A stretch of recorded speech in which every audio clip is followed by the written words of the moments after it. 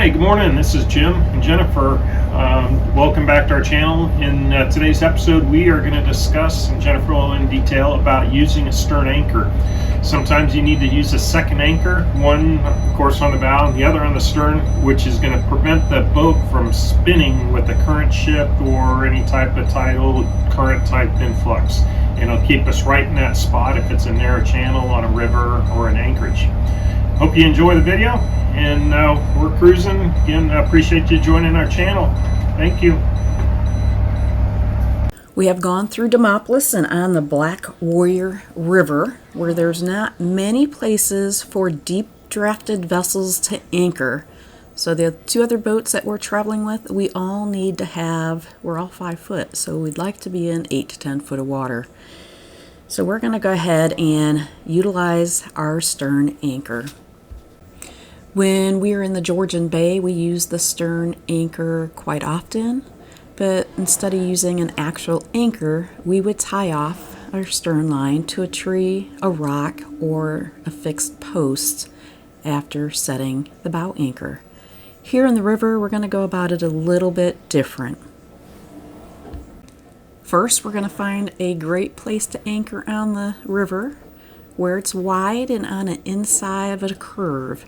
If we know the current is not strong enough to keep us straight, then we're going to deploy that stern anchor. And what I do is go up to the bow and get everything ready on the bow so Jim is able to anchor from inside of the pilot house.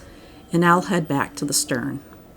I'm releasing the brake, taking the hose pipe cap off, and the safety chain. It'll be all set up for Jim to go ahead and drop the anchor. That's me with my funky under the chin hat, my headset, a life jacket on, and a raincoat. It is raining. Life jacket is so I do not go down with the anchor. Headset, so I have constant communication with Jim, and the funky hat so my headset doesn't go into the drink. It keeps my head warm and cuts out any wind noise.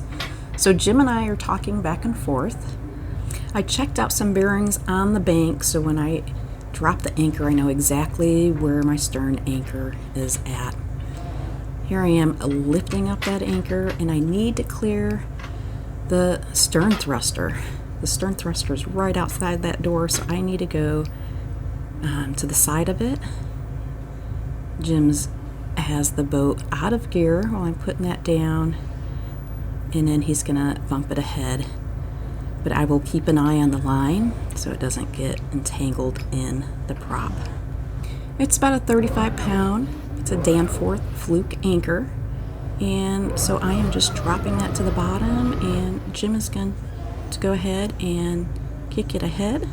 I'm undoing the line, and I'm just going to let out line as he's moving forward. So we want to put out extra line. I was letting the line out hand over hand, but it just was easy enough to let it run through. We're going to put out about 200 to 250 foot of line. I will go ahead and make up the line, and the anchor will be set. And then I will stand by while Jim is dropping the bow anchor.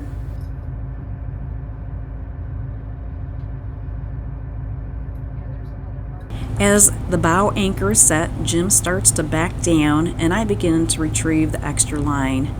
Our goal is to meet in the middle, to have that same amount of anchor line and the stern line out.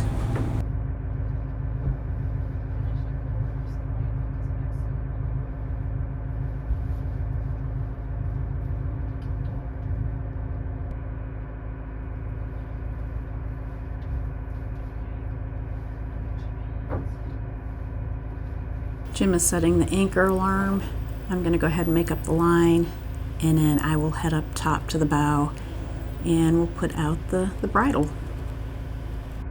As we're finished up, the Wicked Good comes up right behind us. They know where we dropped our stern anchor, and they are deploying their bow anchor, and we'll be backing into position. And you can see the Olympia behind the Wicked Good. And so we will be all lined up in the river. All of us will leave our AIS on, so the tugboats will see us anchored along the riverside.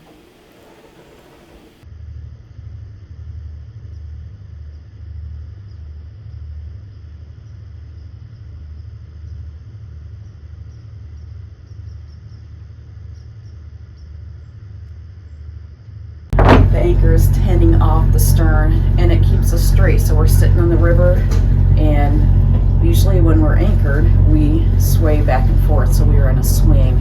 So this way it stabilizes ourselves. I'm going to head up on the bow, take in the anchor bridle, and then I'll be back here in just a minute. It's go time to pull up the bow anchor. What I'm going to do is go ahead and let out some line so Jim can go forward. So the boat is being pulled forward, bringing up the anchor. Jim is working on the bow and in the pilot house, bringing it up. Once the anchor is back up on deck on the bow, I go ahead and I'm taking in the line. And so I'm just going as quickly as I can. Jim just bumps it into reverse, then clutch, and I keep up with it. You'll see me sweep that line out of my way because I do not want to get tangled up in any type of line. So I pushed it over with my feet. It's time to pull up that anchor, and the anchor is between 35 and 45 pounds, so I get it up to the water line, and Jim comes down off the controls. He lifts it back on the deck and runs back upstairs, so it's quick and easy.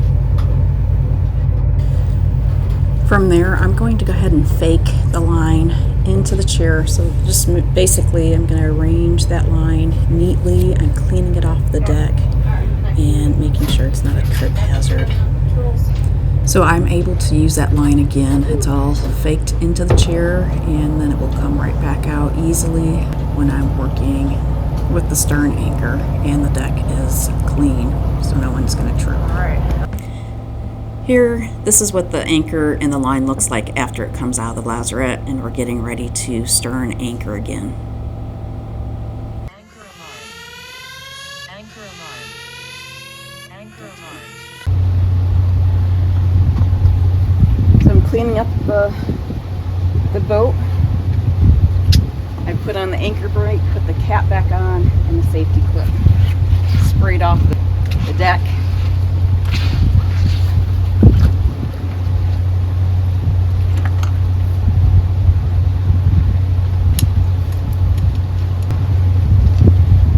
Check out these views over here.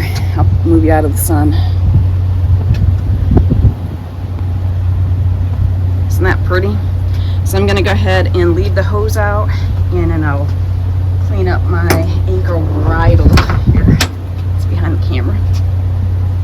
Thank you for taking your time to watch our videos. We are stern anchoring. It was 2 different locations on the Black Warrior River. Here it's right before first light, and we have a tow going by. You can see the lights on the barge, and the tug will be along shortly. Have a great day.